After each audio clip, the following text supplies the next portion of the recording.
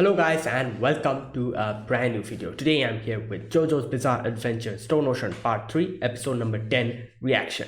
Alright, the previous episode we got to see Pucci's new ability. His ability is something that has kind of it has fused his stands, the green baby and his own stand into like something completely new.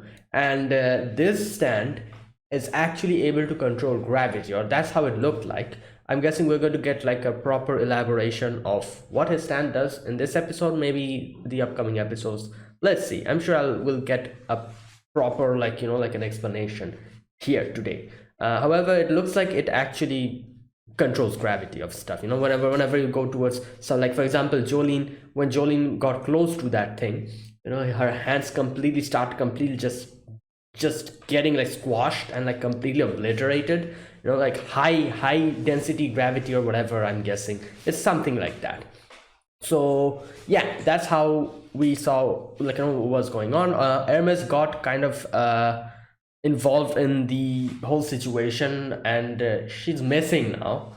Hopefully she's fine. I'm sure she's fine. She'll probably join us later on.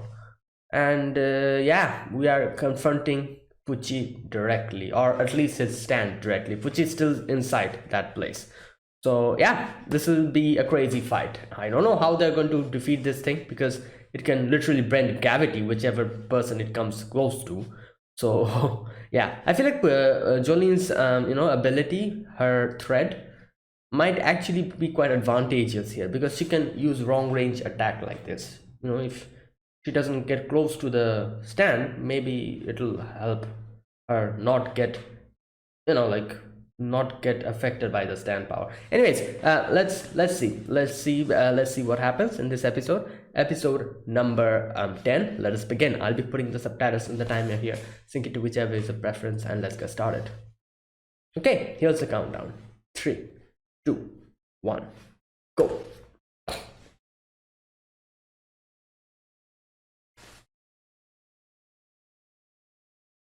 Whew, okay.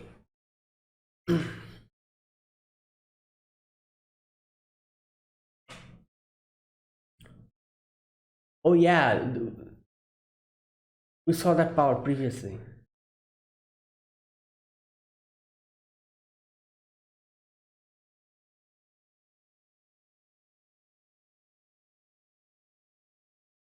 Hmm.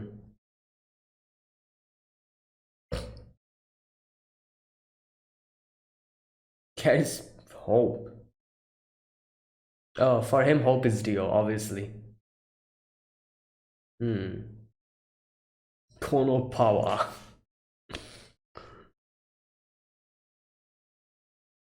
Yeah.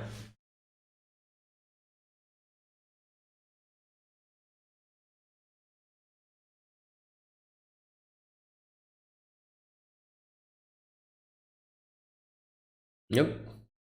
That's what. Yeah.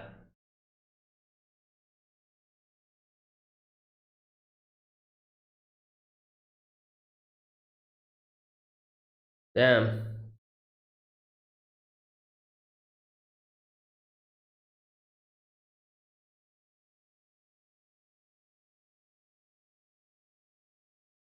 Hmm.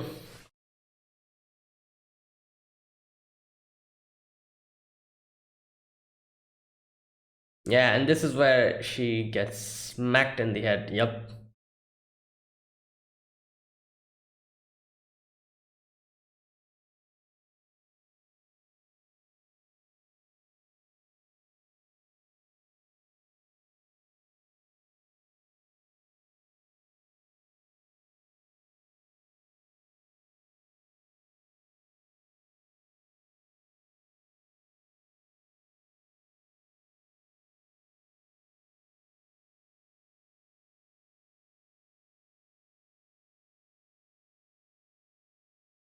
Hmm. Yep. There he is. Well.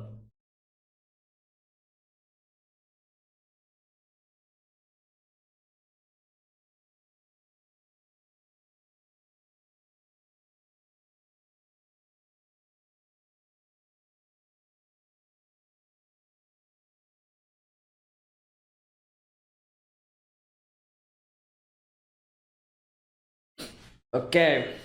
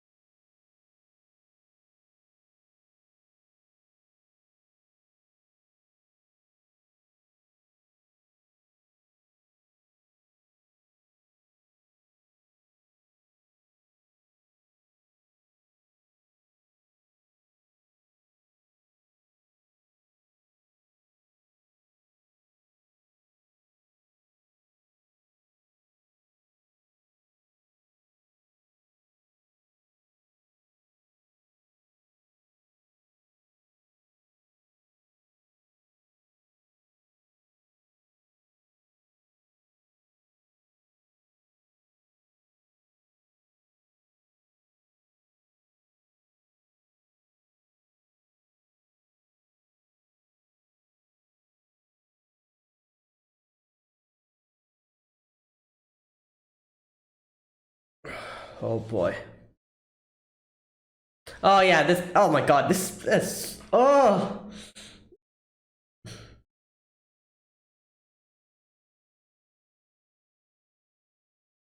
The waves.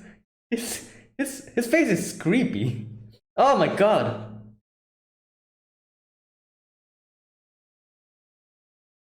Oh no. Oh yeah, he didn't know about it. Great. Oh my god. I don't know if you can even touch this. Whoa!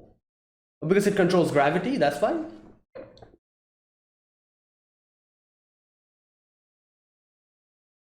No, no, no. Oh, oh, something's going to happen.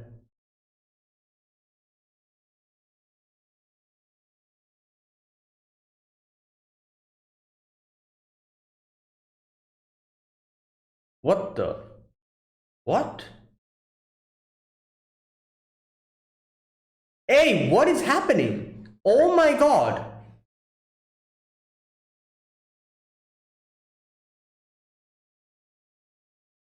Because. Oh, it's because of gravity. Oh my god.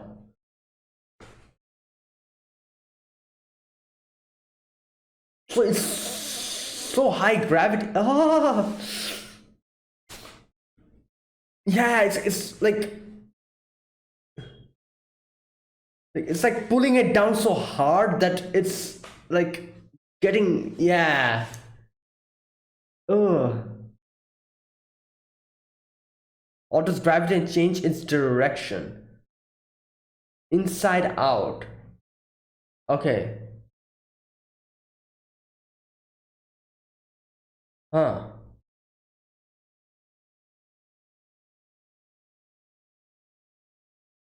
Oh. Powers and completely different. Yeah. Finite division.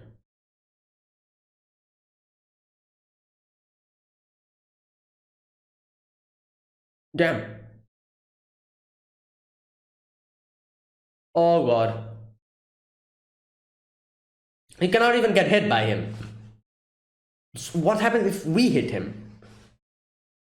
We're also coming in oh my god, what? Yeah. Okay, well.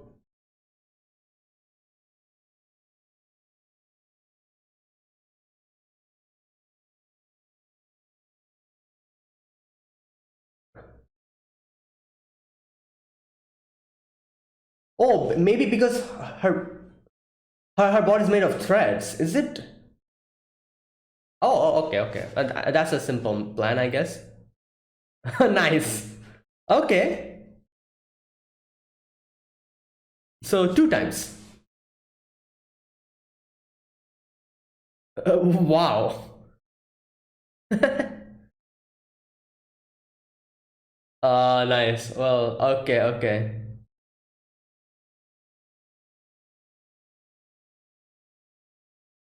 Yeah, that is true.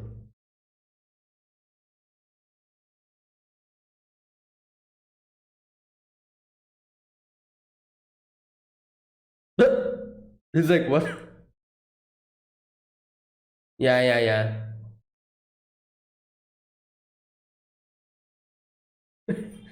Babysitter. What the hell are you doing? What is this? Oh, damn.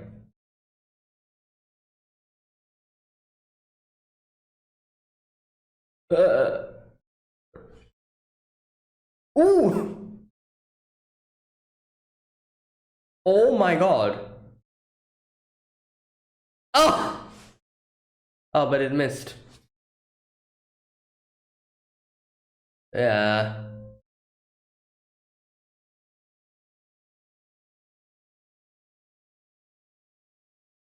Okay. Oh, because it. Oh, great. Now what? Open. Yeah.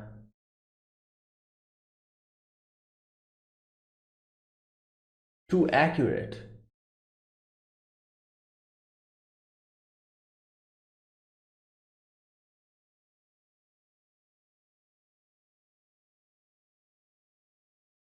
Huh.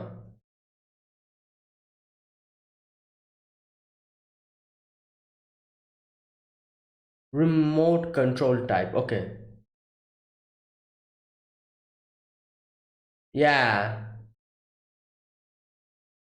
Precise because the season. Okay, okay. So he's somewhere here.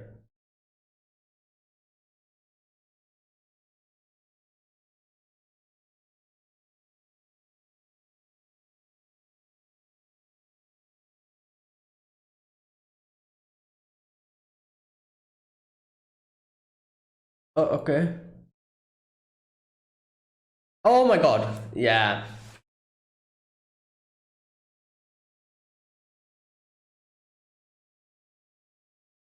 Oh no, he's falling. Yeah.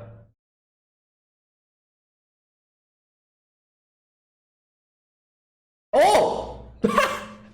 Well, that's one way. That's one way.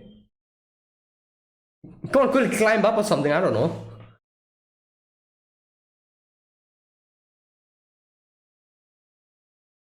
Huh.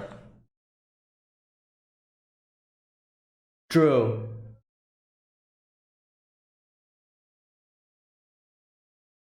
Maybe it can do.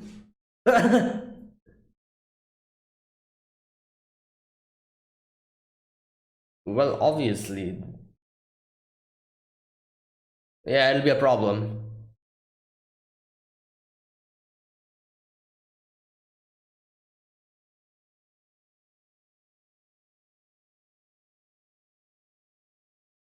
Yeah.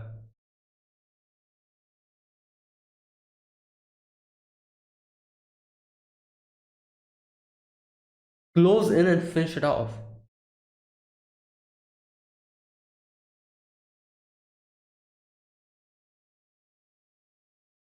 Yeah, because it's connected. Oh no!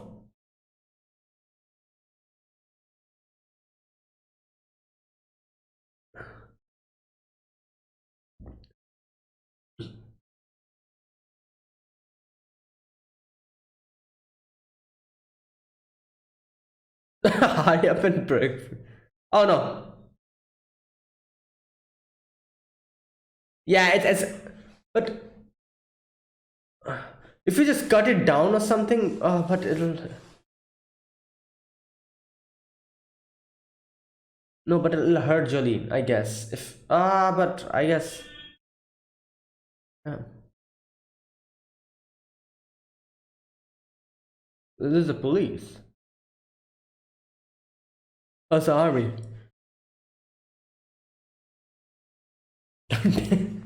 Thanks. Well, that's what's happening, so.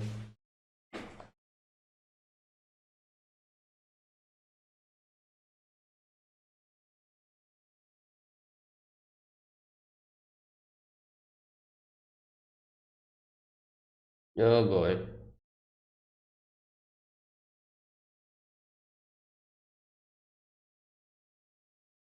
Hmm.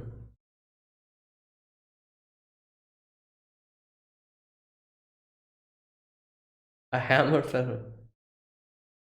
Interesting. Okay. Oh no, helicopters are getting in. What the?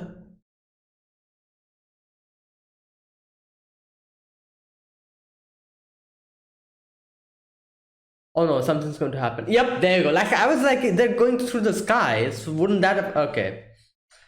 Great. Yeah, well,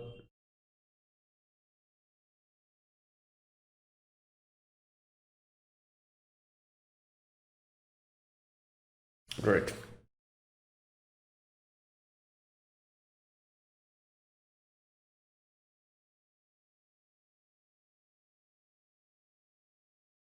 Yeah, but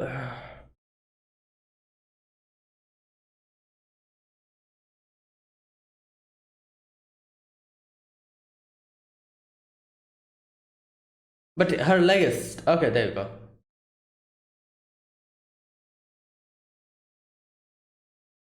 Oh no. Oh. Oh yeah. Oh my god, that's a good way to... Damn. Yeah, if he gets up, it won't choke him anymore. Oh great.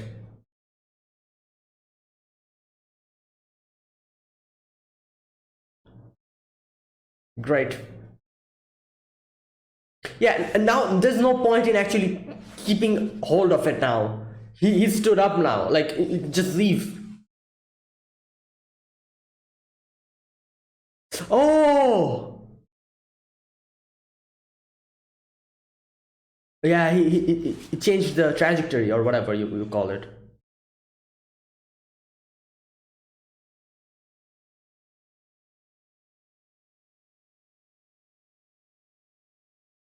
Ah!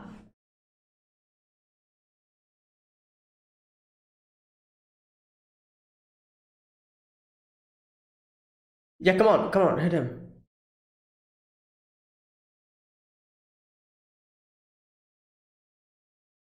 Oh! Is it like changing the gravity or something of... Oh, great. Pucci, Jolene saved your life. Don't you forget that. Jesus bought the phone.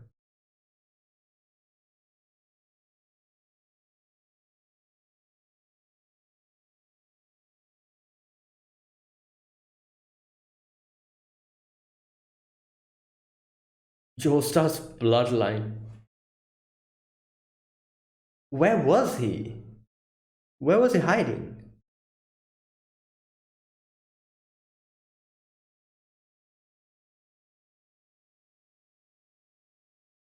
Oh god.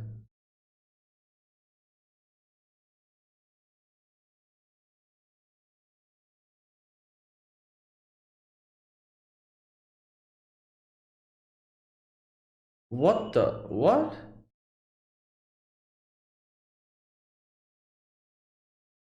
Damn, look at him. Ah! Damn. While my time until that time.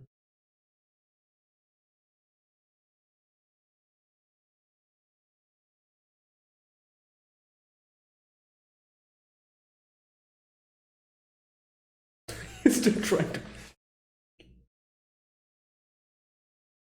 invert her only once.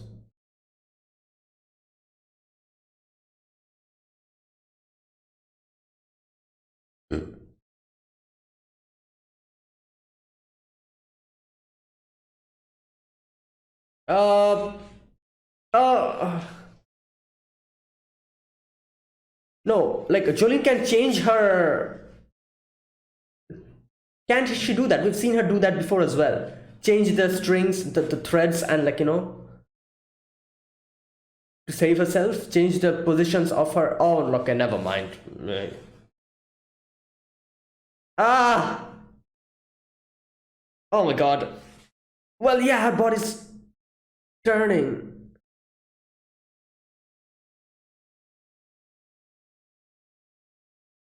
Her heart was turning. Oh my god, what?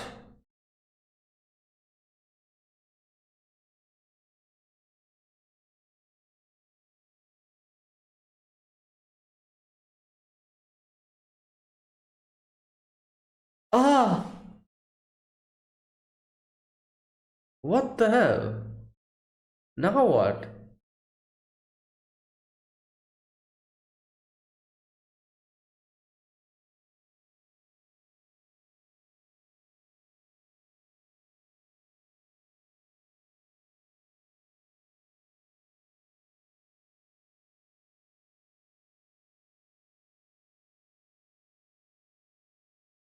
Moon.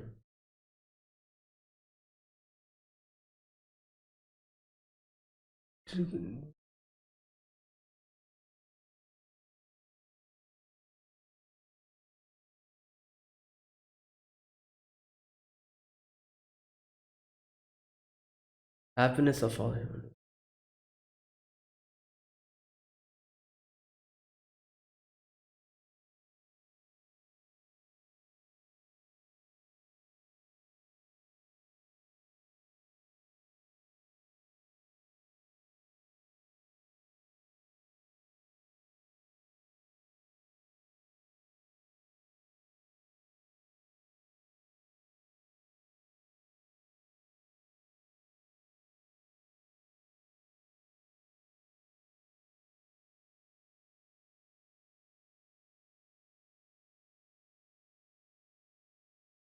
Okay. Is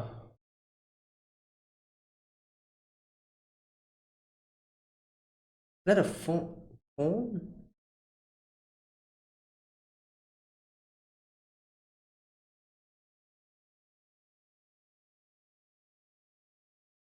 What the?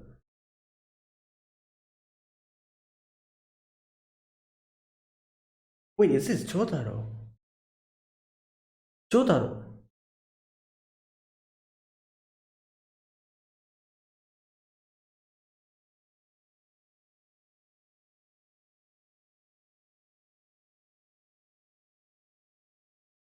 Yes, it's Jotaro.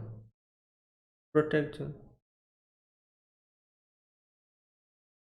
Wait, what?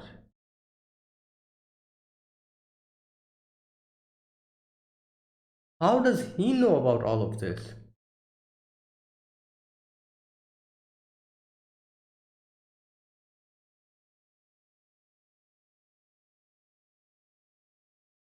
Oh, he's nearby. Okay.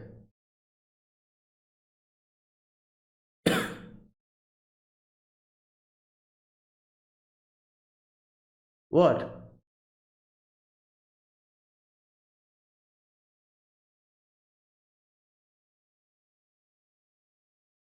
Yeah, yeah, because of the connection. Yo, he's like, oh my god. He's like, lift. She must have done like her threads is like a very versatile ability. She can do anything with her threads, I feel like.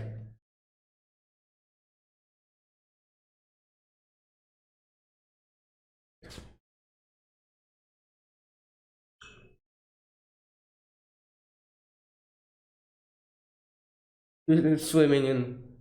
Oh, to stop.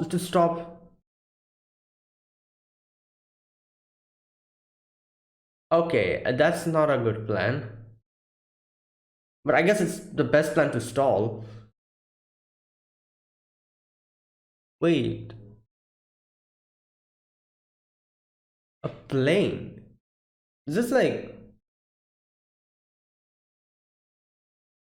Okay. Hmm. Like I said, I'm. However, she survived. I was thinking, like, it's possible for her to survive because I feel like her threads have like this crazy, like, her standability is like a standability which has so much versatility. You can literally do anything with it because it's actually threads. Like, we've seen so many different ways Jolene actually uses in her thread ability, and we've seen it before as well. where she can literally change her organs position and like kind of, you know, like make like a little empty space so that something goes through her body and doesn't affect her body. We've seen her do that multiple times before. So I was, when he was attacking her, I was like, oh, it must be, she must have done something like that which is going to help her survive. But then she starts upturning and I'm like, oh, never mind, maybe she wasn't able to do something at this point. But yeah, it seems like she did do something, only at least she tried to counteract it, and because she tried to counteract it, she's still alive at now, you know, like something must have worked. Even if it did not fully work, something must have worked and she must have done something which helped her survive. Obviously now we need to, you know, like keep the priest from going to Jolene and killing her or something. All right, so this episode, we begin this episode with, okay, where's that part? We get a little recap at the beginning, and yeah, then Moon, that's his name. Moon comes in, and Moon is has confronted Jolene, and you know, we got to see what happened to Jolene's fingers. It just completely like, so the explanation of his stand is it's upturning, not upturning, but kind of like, you know, from the inside out, kind of upturning stuff, and that's what's going on. So that's exactly what happened with her fingers. And okay, so the first thing is Moon comes in and tries to fight Jolene. Jolene also kind of throws a few punches, not Jolene, but Jolene's stand. And I was thinking, like, is something going to happen if you touch him or something, or if he touches you? Something must happen if he touches you, because his power is controlling gravity or something. So exactly, like, he punches 2 times. Like one time I think it hit Emporio's shoes, and the other time it hit Jolene's hair, and her hair starts flipping, you know, inside out. That's what's happening. So her hair follicles, you know, like, it's like a, how hair follicles are, it's kind of like a tube, you know, very, if you look at it microscopically or whatever, it's like a tube. So what's happening is the upper layer of the hair follicle is kind of upturning like this, like opening like this, and it's kind of going upturned. So okay, makes sense.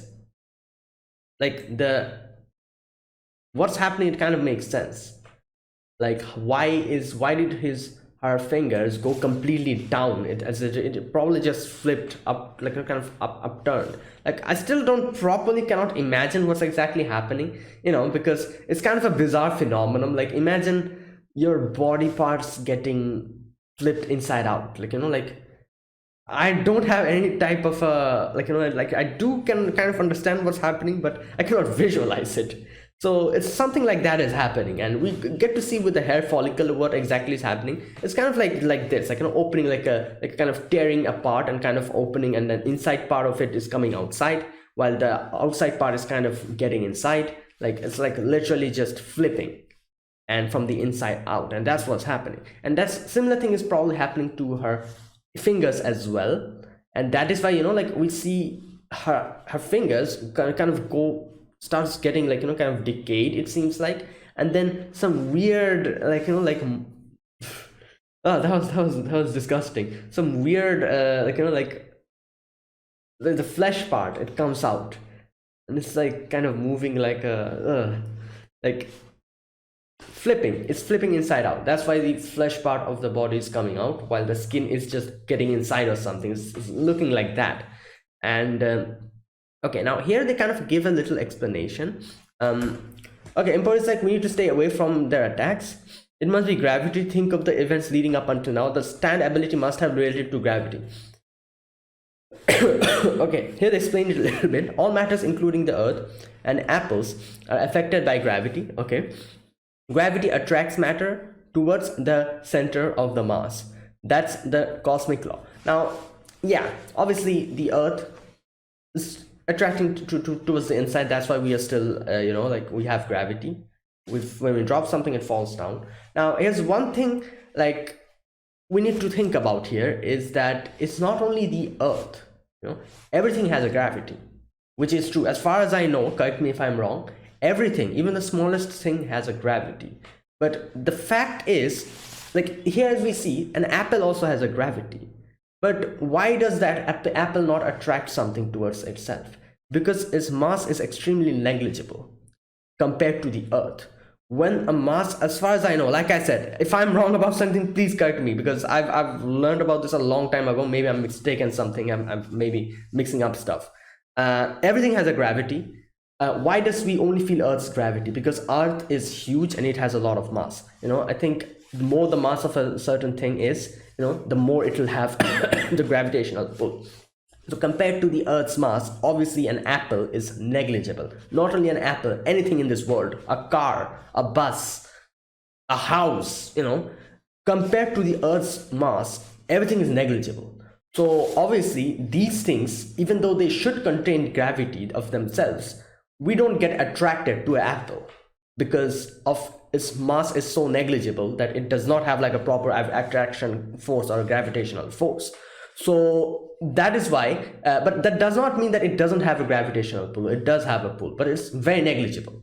So that's what they're explaining here. Everything in this world has a gravity. Everything has it. And since Earth is this huge, and Earth is like has a great mass, its gravity attracts, and it's actually like a gravity that we can feel. Similarly, anything which has bigger mass than Earth has a higher gravitational pull. And I think it works like that. And it's basically, that's what gravity is. Now another thing, as far as I know, is then what about, I think, black holes. Black holes are literally like extremely dense, I think, point into where everything gets sucked in, even light gets sucked in, which means it has immense gravity.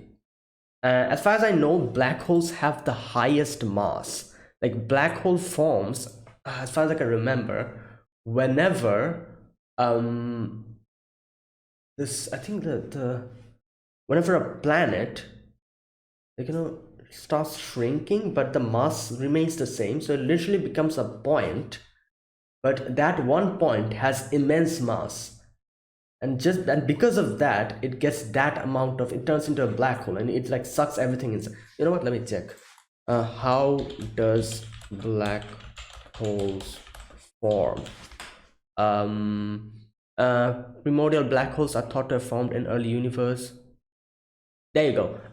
Black holes form, stellar black holes form when the center of a very massive star, there you go, collapses upon itself. This collapse also causes a supernova or exploding star. Is there a better explanation?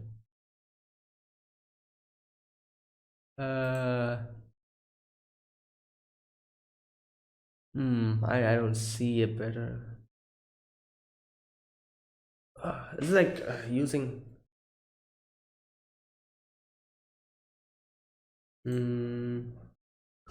End of a massive star's life, the core becomes unstable and collapses in upon itself, and the star's outer layer are blown away. The crushing weight of the constituent matter falling in from all sides compress the dying star to a point of zero volume. There you go, like I said, zero volume. Yeah, that's the technical word. Zero volume and infinite density, called a singularity. So it has zero volume, almost close to zero volume, but immense mass. Like that means density is mass by volume, I think. Yeah, mass divided by volume. So mass is huge, however volume is almost zero. So it's like, as you know, whenever there's something underneath, if it is zero, like if the numerator is something and the denominator becomes zero, it becomes an infinity. So it like the gravitational pull gets immense because the density is huge, and and it infinite density, as we see, and it starts attracting everything. Even light cannot escape.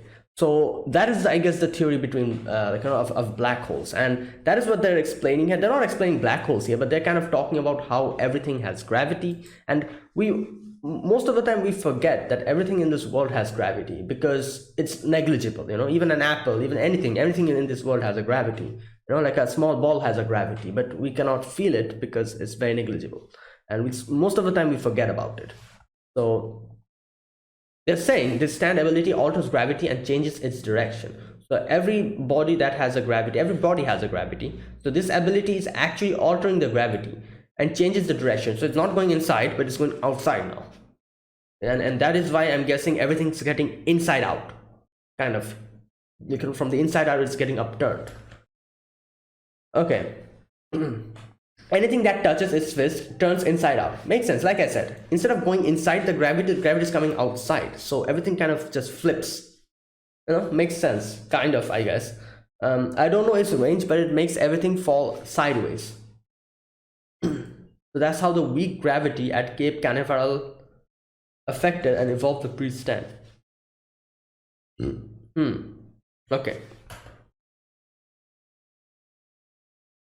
Okay, its power is completely different from Pale Snake's memory manipulation, nor is it Green Baby's power infinite division. Which is interesting. Like, I was thinking, like, since these two are the forming constituents of this new stand, maybe it will have something common with both the, like, the infinite division and the memory manipulation. It'll be something kind of related to that. But this is like a power of gravity, which is like no way involved with either of this stand. Like, neither memory manipulation nor infinite division. There's no way it's involved with. This is like a completely different new stand. The appearance, however, looks like a mixture of those two. However, the stand in itself, like, mutated to a completely different thing. It has nothing common to White Snake or the Green Baby. Okay. All right, and then Seamoon tries to go and attack Jolene again, and Jolene chugs chugs Emporio towards Anasui.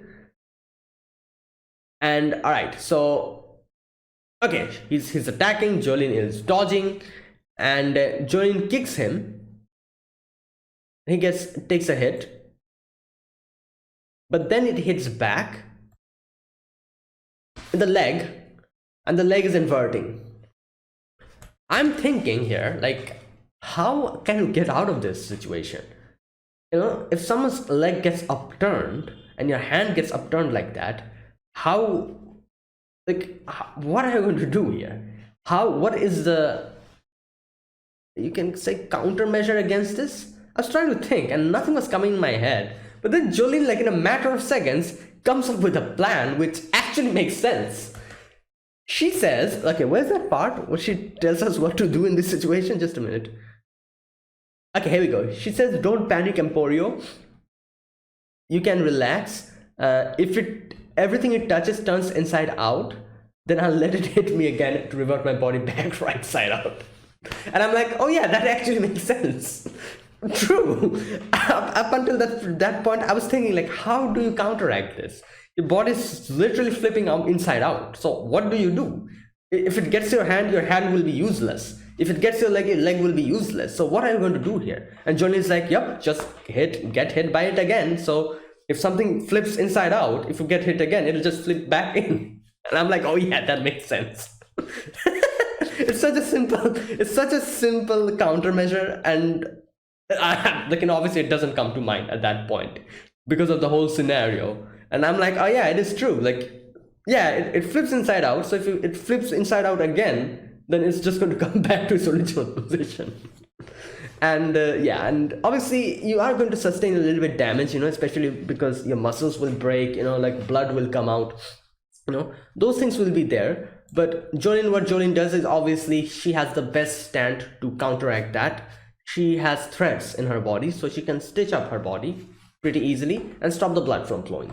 So there you go. Like, get hit 2 times, like no problem, and then just stitch up your body. So yeah, that was the way she countered this ability, which is, like I said, it's a very simple plan. Just get hit 2 times. But at the same time, at that point, in that moment, the fact that it came to her head is kind of impressive. She was like, yep, just get hit 2 times. It's a very simple countermeasure. However, still impressive that she thought of that at that moment. Okay, and now Jolene is like, all right, he is getting hurt if I hit him. So, like, if I am able to defeat it here and now, like, then everything should work out. So, okay, Anasa is like, Emporio, quickly go up, like, I'm going to help Jolene out. And Jolene and Seamoon are facing off, like, Seamoon tries to kick Jolene, Jolene jumps up, and then does punches. Now Jolene kind of grabs the thing and kicks from the by rotating it as a like a support. That thing, that metal thing that they were fighting on. But what Si-moon does is upturn that. By upturning it, okay, that's a ticket seller, a ticket box. There you go. That's a ticket box. So she was using the ticket box to kind of support herself and fight. So he decides to upturn that, and obviously it gets upturned. Half of it falls down completely, and a little section of it upturns in such a way that it gets Jolene's leg entangled, and Jolene cannot move from that part. So okay, so this thing comes towards Jolene, Si-moon, and starts trying to punch her, and she is dodging, and she throws a kick back, and this thing dodges. So here Jolene realizes something, that wait a minute, it knows my moves.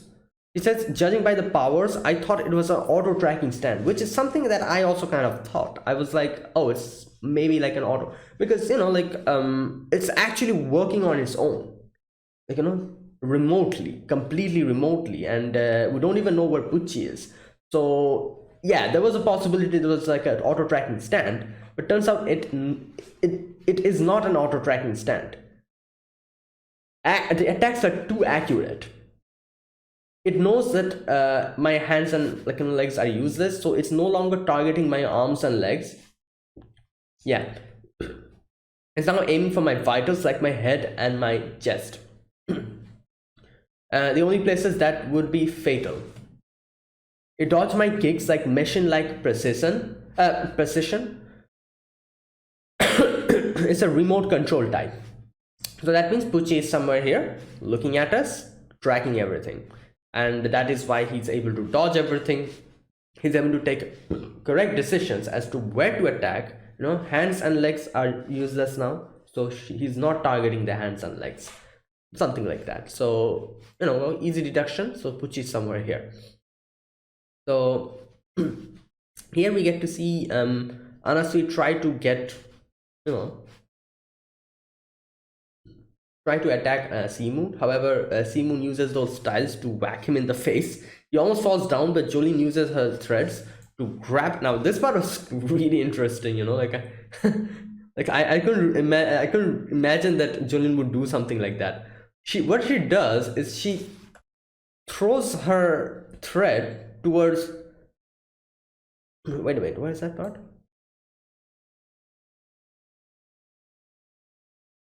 Okay, wait a minute. Okay, she throws her thread towards him. Oh, it goes underneath Anasui's hand, goes back to Si-moon and grabs his throat. So basically it's like a pulley, not a pulley, but kind of like that. So Jolene is holding the thread, Anasui is hanging on the thread, and the other end of the thread is in Si-moon's throat. So basically Si-moon's not able to do anything. He's like getting choked. Now here, while all of this was happening, Jolene is like, oh, quickly try to climb up and keep him there. Your weight is choking our foe. The stand is powerless. Keep doing that, and I'm going to go and attack Si-moon and defeat it. And but the problem here was, if Si-moon grabs the thread, it will get upturned inside out, and it'll be destroyed. So, and obviously Jolene will also sustain damage. So here, I can, what can I say? There was a section when I was thinking what's going on? Obviously he's choking, but couldn't he just grab the thread? Why is he doing like this? But then I realized that, yeah, he's actually choking. Obviously, what can I say? I'm pretty sure when someone chokes, it's probably they won't have any what's that word? Control over their body. They'll try to grab their throat, but they will not be able to do it. Their throat will be that much hurting. So even the simple act of just grabbing the thread, which is literally on his throat, is probably a huge task at that moment for Si-moon, since it's choking that hard. It's literally supporting a grown man's weight on his throat. That's what's going on here. So it must be choking with extreme weight. And that is why, like, I was thinking, like, when he was like doing something like this and cannot, like, I was trying to grab the thread but cannot grab it, and I'm like, why is he doing that? He could just grab the thread. But then I was like, all right, you know what, maybe not. Like, it is actually choking. It's probably because he's choking. He was not in any control of his body, and he's trying to grab the thread but he cannot because he's in so much pain. Even if the thread is literally just very close to him, he can literally grab it like this. So I'm guessing it's something like that. Like I said, I've never gotten choked, so I don't know how it feels like. So it must feel extremely, like, extremely, what can I say, like, like bad, and you probably just lose all control of your body. A simple task of just extending your hand will probably be a very huge thing. And yeah, I can understand, like, that part I understand, because like, for a long amount of time he's trying to grab the thread but he cannot. So this is one thing that I always find funny about JoJo. I know it's because it's like, animes need to do this, otherwise obviously us audiences won't be able to understand what's happening. Like, the fact is that, like, obviously we are in, like, very dire situation, like everything's like the small amount of time we're getting, we're going to use it to like turn a situation to our advantage. Like, this was literally something like that, like honestly, is like hanging on to the thread that is choking Seamoon. Within that small amount of time that Seamoon grabs the thread, Jolene has to come in and attack Seamoon to defeat him completely, and that was her plan as far as I could understand. But the fact is, she's just standing there and explaining that to us. She's like, oh, this is happening, and like, just give us a detailed explanation. And I'm like, okay, like, while you're explaining, time is ticking. But like I said, I understand, obviously, like, this is the thing about anime, like like, this is also the reason why half of the time characters just stand in the middle of a battle and just talk to each other, because they need to, like, let us know what's going on, and what is the actual situation. Like, for example, a new stand ability, like, instead of, obviously they cannot just not tell what it does, so what they have to do is just make the characters explain it to us. So that's why half of the times, whenever someone unlocks a new ability, the first thing they do is just they stop fighting for a moment, and they're like, oh, and starts giving the definition of the ability and says like, oh, this is how it works. And the other enemy is also like, oh yeah, okay, I understand. They literally talk for 5 minutes and then they resume fighting. For that, I understand that, obviously, because you need to make the audience understand that as well, and that's the only way I can see of making the audience understand. But this part was so funny. I was like, what? I was like, Jolene is like, oh, not enough time, I need to go and quickly attack it, but at the same time she's just standing there and giving us a definition. That was funny. Oh boy. Anyways, okay, so here, yeah, she's saying, I'm not trying to strangle it, I'll close in and finish it off. Like I said, this part was, I feel it's so funny. She's like, I'm going to close in and finish it off, but she's just standing there giving a definition to us. Oh boy. And then Emporio is like, what are you saying, Jolene? And Anasu's like, if it grabs this hold of this rope, then it will upturn everything, and then your arm will also get, like, inverted. And then obviously Jolene's like, I'll reach you in no time, just wait. And she's trying to get off of that thing, which is kind of holding on to her leg. And within that time, Seamoon actually grabs the thread, doesn't she? Just a minute. And Anasu is thinking what I should do in this situation. If you're finishing it off, then be quick. Hurry up and break free. And yeah, there you go. Finally, he grabs the thread. And as soon as he grabs the rope, I cannot. The next scene is Emporio screaming, oh, he grabbed the rope. I'm like, yeah, we can see that. God damn Emporio. Okay, so the rope starts kind of upturning itself, kind of coming inside out, and it starts spreading little by little. And Jolene is like, okay, by the time this thing comes towards me, I need to go quickly and attack Seamoon. I forgot his name for a moment.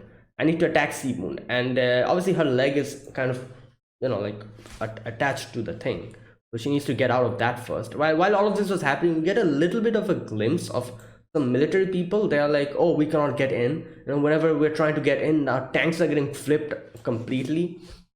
We don't know what's happening. Obviously, the person on the other side, who's like the operator, he's like, what the hell are you saying? Tanks are getting flipped off? Like, what are you saying? Like, obviously he doesn't know what's going on. He's like in a different place. But these guys are like, yeah, like, it's crazy here. And the helicopters come in, and I'm like, wait a minute, wouldn't the helicopters get affected as well? And yeah, as soon as I think about it, helicopters just go and crash. So there you go. No one can get inside this place. And yeah, and then we go back to the battle. And yeah, Jolene, I think Jolene is finally able to break free of the... Wait a minute, where is that part? Okay, yeah, Jolene is able to break free of the thing that was holding her leg. And she finally goes and tries to punch Seamoon. But what Seamoon does is grab the... Now, this is like a very, I have to say, a very clever thing that he did. He was laying down on like a ticket booth kind of thing, and he was like laying down, and the what's it called? The thread was downwards, kind of pulling. So what he did was he made the ticket booth upturn itself, so it kind of stands up, making him stand up as well. And as soon as he stands up, the direction of the thread, like, it's not choking him anymore. I think that's what happened. Let me see. Yeah, he inverted the steel plating to stand itself up. He cannot stand up, but he used the steel plating to stand up. And as soon as he does that, and you can see he's keeping hold of the thread like this. So basically what he's doing is keeping a little bit of a, what's it called? Like a loose part over here. Like, since he's holding the rope like this, he's not getting choked anymore. The rope is kind of like, up until this part, the rope has its high tension, but then this part is kind of loose. So he's not getting choked, and he's little by little standing up. And as that happens, he's getting more control back into his body. He can do a lot of other things. For example, he touches the tiles, and it goes and attacks Jolene. And as soon as he has completely stood up, got full control of his body, he grabs the full rope. And obviously, there you go. Like, Jolene cannot do anything at this point because he grabbed hold of the rope. He's full control of his body now. He has stood up. So there you go. And then the upturning of the rope is spreading more quickly. So while this was happening, Anasui comes up with a, I guess you could say, plan. He uses Diver Down to redirect the thing that's happening and puts it inside his body. So he puts his hand inside the rope and redirects it to his arm, and his arm gets kind of like, mangled. And he's like, as long as your string is wrapped around the snake, go get it, Jolene. I won't let it go. Get up. Okay, so Jolene goes and tries to punch it, but it's not able to punch, like, it's just deflected. And obviously Pucci comes in. Pucci's like, oh, like, after all, it was in my best interest to get rid of you when I had the chance. When you were in the prison at the very beginning. Yeah, okay, so I'm like, Pucci, did you forget? She's supposed to bring you to heaven, she has the strongest fate. So you actually need Jolene for your goals. And she also helped you out with the whole weather situation. But I guess, you could say here that, oh, if Jolene was not involved at all, if he took care of Jolene before, Weather probably would never have gotten back his memory. So none of that would have happened, I guess. But still, she did help him survive there. So what the hell, Pucci? She saved you. Now you're saying like I should have killed her before. Like what? But yeah, like I said, none of this would have happened if Jolene, died before this. Like where this memory would never come to him unless and until Pucci ascended to heaven. And yeah, a lot of things, other things wouldn't have happened. So I guess that's what he's trying to say here. Okay, he says Jesus bore the fate of being crucified. Mary, mother of Jesus, was fated to lose his son, her son. To achieve happiness, humans must bear a curse to overcome fate. The trial Dio and I had to overcome was Joestar's bloodline. Okay, interesting. That's what he's trying to do. He's like, this is our trial. You guys are our trial, and we have to go through it. I have come to save my stand, which is still undergoing evolution. And I'm like, what? Undergoing evolution? So it's still not complete. It's still something else is going to happen. Okay. So he tries to attack Pucci directly. However, it gets deflected again. And we see she starts floating now. So what's going on here? I think he explains. Gravity is reversed wherever I stand. Okay. The closer you come to me, the stronger the gravity gets. The last step is to bide my time until my ability fully evolves. It'll harness even greater power, not the little strength it has now. Okay, so anyone who's going to go close to her, the gravity is going to get upturned completely. And like he said, gravity is reversed, in closer to me. Okay, Pucci tells us his stand that invert her only once. Do not strike more than once. Obviously, because that was what Jolene was using up until now to revert her body back to the original. He's getting hit 2 times. But now Pucci is like 1 time only, not 2 times. The attack to a vital area is more devastating than one to the arms or body. Like he's like teaching the stand. He's like, you know what? You tried your best up until now, but you did a few things wrong. First of all, you hit her arms and legs. Don't do that. Aim the vital spots. Number 2, you you hit her 2 times, which completely negates your power completely. It's just going to get upturned inside out again. So don't do that. Do it 1 time this time. It's like just teaching him what to do. Remember, a single punch will do. Okay, and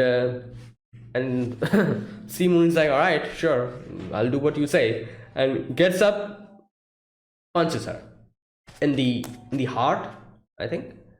And I'm like, all right, she must have done something. Like, her whole thing is like her body is made of threads, so she can maybe just like she did earlier, I think in the previous season, or was it the first season, where as far as I can remember, there was like a bullet that she took. However, nothing happened because she changed the the inside of her body. She just made a little space by just arranging the threads in a little way so that she never got hurt.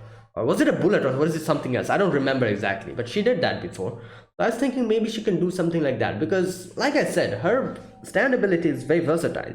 You can literally use it for anything, and some crazy stuff we have seen Jolene do with her ability, because it's actually threads. So maybe she has done something like that. But either way, we're going to get to see that in the next episode, I'm guessing. But for now, Jolene is in big trouble. So after getting hit, Pucci's like, yeah, all right, let's go back. And he starts walking back, and we see Jolene's whole body kind of just getting inside out, upturning. And Pucci's like, oh, Jolene cannot feel pain, nor she cannot think. And then in the end, we see Jolene just blood coming out of her mouth. And yeah, it seems as if that was it. She died over there. And okay, Pucci says something here. This ability, I shall name it Shimu. Invincibility. Did I gain invincibility before the new moon?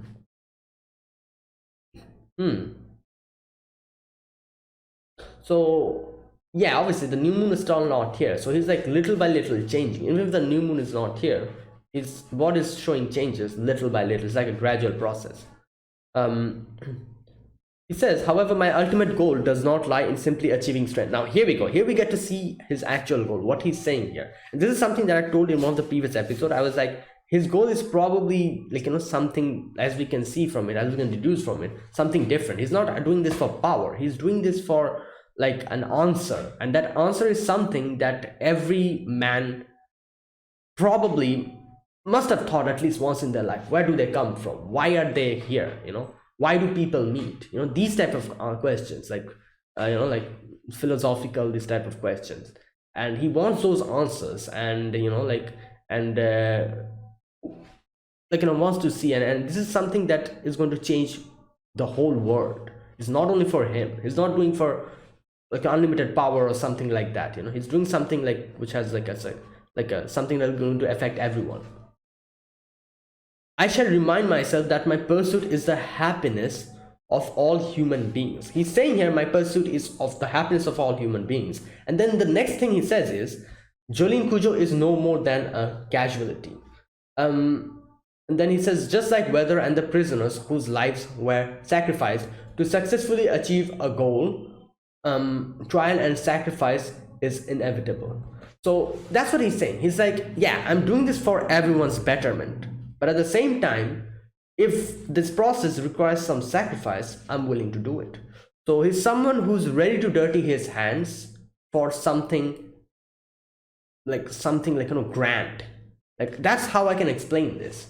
He's like, yeah, I'm doing this for every person's betterment. But obviously, like, my end goal is every person and my own betterment, to ascend to heaven. But at the same time, if that requires actually killing people or sacrificing someone, I'm going to do that. I'm not like, someone who's going to be like, oh, like, since this involves killing other people and harming innocent people, I'm not going to do that. He's not someone like that. To achieve a goal, to achieve a grand goal, he can dirty his hands. He can sacrifice things, and he will do it. And he that's exactly what he's doing. Like, anyone who's going to come in front of him to stop him, he's going to, like, take care of them. And which is interesting, obviously. Like, he's like a, what can I say? You cannot call him, what can I say? Like, he is evil, but his evil is like a different type of evil. Like, his evils, like, whatever evil he's like, committing, the end goal of it is like betterment of all humans. So it's like a convoluted mix of what can I say? Like, the end goal is like a grand good goal, but at the same time, the path to that is actually bad, like something like that. That's how I can explain this. And so yeah, as he's saying, like, everything requires sacrifice. And he talked about Jesus, a few moments ago he was talking about Jesus, how he had to go through so much things. Even his mother had to go through so much things. Those are sacrifices that they went through, and those were trials. So all these things that is happening now, fighting Jolene, the Joestar bloodline and everything, all of these, he kind of thinks these as trials and sacrifices, which are necessary for the grand goal that he's going towards, that is ascending to heaven. And yeah, he's ready to do anything to do that, to reach there. And which he just gets inside the the place, and everyone's like devastated and all. And after that, suddenly Emporio's phone starts ringing, and he's like, opens the phone, and Jotaro has messaged him. My calls aren't going through. The gravitational anomaly seems to have sent a satellite out of orbit. Are you Emporio? I don't know exactly what is going on, but I can sense that my daughter and the priest have met. Okay, what else does he say? Okay, Jolene is alive, but she's not safe. Protect Jolene. Just wait, just until I arrive. That's all I ask. She must have discovered how to counter this gravity. That's the only way she could have survived. One thing I don't understand, how does he know that Jolene has survived? Oh, maybe because of their connection. The Jolene bloodline connection, the mark and everything. Is that why? Like he's pretty confident that Jolene is alive, and I'm like, how does he know that? He's not here. But it's probably the connection that they feel, you know. And that's exactly how Pucci also realized it. Yeah, it must be. It must be the Joestar bloodline connection. That is why he realized that Jolene is still alive. And that is also why Pucci also realized later on that Jolene is alive. She's alive, but just barely. Jotaro Kujo. Okay. Okay, he's nearby. I don't believe. Okay, Jolene is alive, and obviously here Emporio deduces that, wait a minute, if Jotaro knows that, and because of the connection, Pucci will also know that she's alive. So immediately he's like, honestly, like, you know, Jolene isn't dead, go and help her out however you can. And this part is, I feel like, the funniest section, where we suddenly see Pucci running like this. He's like, what did you do, Jolene Kujo? And I'm like, wow. He was just like, you know, getting inside, like, with both hands in his hips. He's like, you know, like, Jolene is dead. And then suddenly he's like, wait a minute, it seems like she's not dead. And he starts running as if he has left his gas on in his house or something, forgot to turn off the gas. He's running back home to turn the gas off. That's how he's running. Oh, I found that extremely funny, how the way he was running as soon as he realized Jolene is alive. Oh boy. Anyways, he says your heart was turned inside out. Gravity imploded your heart. So how can you still be alive? Yeah, there you go. What did she do to manage to survive? We must settle the score. The Joestar bloodline must be overcome. Oh boy, the Joestar bloodline. Obviously, Anasui is like, all right, you know what? I don't know where Jolene is, but one thing I very much know is that if I need to protect Jolene, all I have to do is get to the priest and defeat him. So that's what he does. And I'm like, okay, that's not a good idea. I guess that's the most rational idea here, because, yeah, I guess, you know, like, obviously he does not have any connection to Jolene, so he cannot feel where Jolene is, but he can understand where Jolene is, you know, Pucci. So instead of trying to find Jolene out where she is and just trying to find her out and wasting time there, all he needs to do is go for the priest, you know, because number one, the priest is going towards Jolene, so he knows where Jolene is, you know, and if he goes and stops the priest, then everything is well and good. And instead of wasting time trying to find Jolene, you know, he decided to take that decision. And yeah, the time spent to actually find Jolene out, Pucci would probably find Jolene out very easily because of their connection. So I guess it's like the most rational decision. Not rational, but the most the decision that actually makes sense. Like, you know, what he did here, I was like, if he knows that if he goes and attacks Pucci, obviously, like, you know, his power is crazy. Like, it's like no way you're going to survive. But the fact that he went towards Pucci kind of made me realize, like, yeah, you know what?